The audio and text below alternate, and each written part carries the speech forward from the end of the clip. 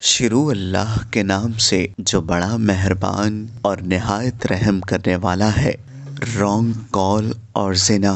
دوستو، اس ویڈیو میں آگے بڑھنے سے پہلے اگر آپ لوگوں نے ابھی تک ہمارے یوٹیوب چینل عورت ہب کو سبسکرائب نہیں کیا تو اس چینل کو سبسکرائب کر لیں اور ساتھ ہی لگے بیل آئیکن کو بھی پریس کر دیں تاکہ تواتر کے ساتھ ہماری ویڈیوز آپ تک پہنچتی رہیں۔ دوستو، آج آخری بار آپ سے گزارش کر رہی ہوں، اگر مجھے کل موبائل نہ ملا تو میں ہرگز کالج نہیں جاؤں گی۔ میری سہیلیاں روزانہ اپنے مہنگے موبائلوں کو اچھال کر میرے منہ چڑھاتی ہیں۔ واجد غوری صاحب دن بھر دفتر کے گھن چکروں میں الجھنے کے بعد اب گھر کے دروازے کے اندر قدم رکھ چکے تھے۔ ان کی بیٹی ماہم ایک سانس میں یہ ساری باتیں ان کے گوش و گزار کر کے اپنے کمرے میں گھس گئی۔ غوری صاحب کی اہلیہ شبانہ غوری کچن کے دروازے پر کھڑی یہ تماشا دیکھ رہی تھی۔ اس نے آخر غوری صاحب کو سہارا دے کر لاؤنج کے صوفے پر بٹھا دیا اور کچن سے پانی لے کر آئی اور میاں بیوی آپس میں اپنی بیٹی کے رویے اور اس کے مطالبے پر غور کرنے لگے۔ غوری صاحب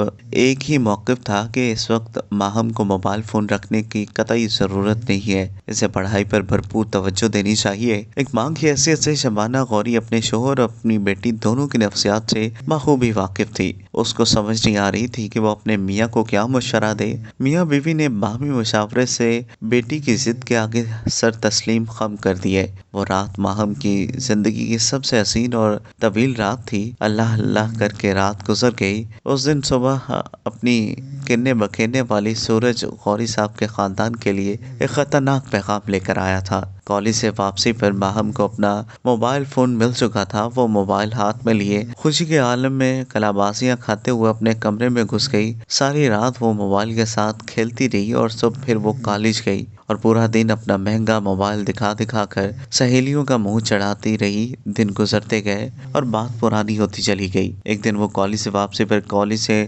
متصل موبائل کی دکان سے اپنے نمبر پر بیلنس لوڈ کروا رہی تھی۔ اسے معلوم نہ ہو سکا کہ اس کے عقب میں ایک کھڑا شخص اپنے موبائل پر اس کا نمبر نوٹ کر رہا تھا۔ اس رات وہ معمول سے پہلے کمرے میں جا چکی تھی۔ ماں باپ نے سمجھا کہ شاید امتحانات کی تیاری کے لیے چل رہی ہے، مگر انہیں کیا معلوم تھا کہ زندگی کا ایک ایسا امتحان سر پر آنے والا ہے جس کا نتیجہ ذلت اور رسوائی کے سوا کچھ نہیں۔ اپنی کسی سہیلی کے ساتھ گفتگو میں مگن تھی۔ باتیں کر کے وہ تھک گئی اور سونے کا ارادہ کیا اور کرسی سے اٹھنے والے ہی تھی کہ اچانک موبائل کی گھنٹی بجنے لگی۔ موبائل کی اسکرین پر ایک اجنبی نمبر بلنک کر رہا تھا اور کچھ دیر تک سوچتی رہی کہ یہ کس کا نمبر ہے۔ کافی سوچ و بچار کے بعد اس کے ذہن نے یہ فیصلہ کیا کہ شاید کسی سہیلی کا فون ہے۔ مس کالوں کی تعداد 4 تک پہنچ چکی تھی۔ ریسیو کر کے موبائل کو کان سے لگایا۔ ہیلو، کون؟ میم، میں کاشف۔ کون کاشف؟ کس کو فون کیا ہے آپ نے؟ تھوڑی دیر کے بعد، میں کاشف بات کر رہا ہوں۔ کیوں فون کیا ہے اور کس سے بات کرنی ہے؟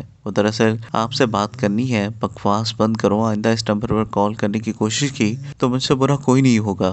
یہ کہتے ہوئے ماہم نے کال کاٹ دی اور لیٹ گئی۔ موبائل پھر بجنے لگا، پھر وہی نمبر۔ موبائل کو کان سے لگایا اور گالیوں کی گردان سنانے کے بعد موبائل فون آف کر دیا۔ کئی دن تک یہ سلسلہ چلتا رہا۔ کاشف فون کرتا رہا اور ماہم اسے سنے بغیر گالیاں سناتی رہی۔ ماہم اپنی ماں اور باپ کے سامنے اپنی پریشانی بیان کرنے کا فیصلہ کیا اور پوری کہانی سنا ڈالی۔ ماں نے اس کو سختی سے منع کیا کہ وہ ہرگز اس کا ذکر اپنے ابو سے نہ کرے ورنہ ادھم مچ جائے گا، اور نصیحت کی کہ اس کال کو ریسیو نہ کرے۔ مگر ایک دن کاشف نامی اجنبی شخص اس کے اعصاب پر سوار ہو چکا تھا۔ کچھ دنوں تک وہ اس کی کال نظر انداز کرتی رہی۔ ایک دن کاشف سے فیصلہ کن بات کرنے کا فیصلہ کر لیا۔ اسے پورا یقین تھا کہ رات 11 بجے کاشف کا فون آئے گا۔ رات کے 11:07 پر اچانک فون اسکرین پر کاشف کا نمبر نمودار ہوا۔ ماہم کی پیشانی پر کئی شکنیں نمودار ہوئے۔ غصے کی وجہ سے دل کی دھڑکنیں تیز ہونے لگی۔ موبائل فون کان سے لگایا اور گرجنے لگی، کمینے انسان، آخر تم چاہتے کیا ہو؟ تھوڑی دیر کے بعد آگے سے جواب آیا، ایک مرتبہ میری بات سنو، اس کے بعد آپ جو مرضی کہہ لینا۔ شیطان کی محنت رنگ لانے لگی تھی۔ 1 گھنٹے کے اندر کاشف نے ماہم کی تعریف میں زمین اور آسمان کے کلابے ملا کر اس کو شیشے میں اتار دیا تھا۔ اب جب کاشف کال کاٹنے لگا تو اس سے پوچھا، پھر کب کال کرو گے؟ اس کے بعد ملاقاتوں کا ایک نہ ختم ہونے والا سلسلہ شروع ہوا۔ گھر سے کالج کے نام پر نکل جاتی، مگر دن بھر کاشف کے ساتھ کبھی مزار قائد تو کبھی کلفٹن کی سیر پر چلی جاتی۔ وقت گزرتا گیا، غوری صاحب دفتر اور سماجی کاموں میں مصروف رہے۔ شبانہ غوری صاحبہ گھریلوے کام کاج میں مگر رہی۔ اسی اسنا میں کالج کے سالانہ امتحانات قریب آ گئے۔ ماہم رات بھر جاگتی رہی۔ ماں باپ کا خیال تھا کہ وہ رات بھر امتحانات کی تیاری کر رہی تھی، مگر وہ رات بھر کاشف سے فون پر باتیں کرتی رہی۔ صبح غنودگی کے عالم میں کالج چلی جاتی، پھر ایک رات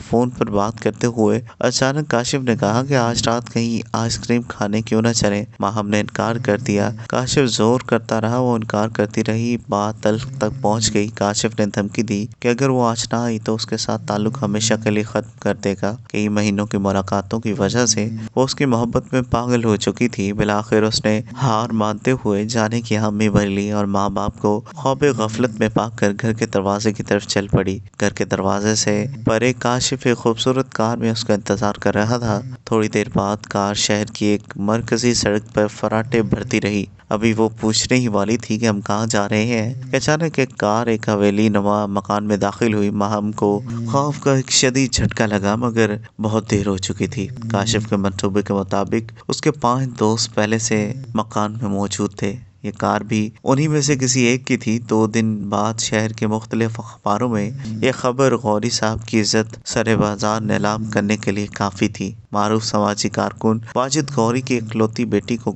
گزشتہ رات اجتماعی طور پر عصمت داری کے بدن جان سے بھی ہاتھ دھو بیٹھے مسخ شدہ لاش سپر ہائی وے کے قریب جھاڑیوں سے برآمد ہو گئی۔ یہ کہانی ان تمام لڑکیوں کے لیے سبق ہے جو رات بھر لڑکوں سے فون پر باتیں کرتی ہیں، کالج کے نام پر اپنے عاشقوں سے ملاقاتیں کرتی ہیں اور ماں باپ کو دھوکہ دیتی رہتی ہیں۔ دوستو، اگر آپ کو یہ ویڈیو پسند آئی ہو تو اس ویڈیو کو لائک کریں، کمنٹ کریں اور ہاں، جاتے جاتے ہمارے YouTube چینل عورت ہب کو سبسکرائب کرنا مت بھولیے گا۔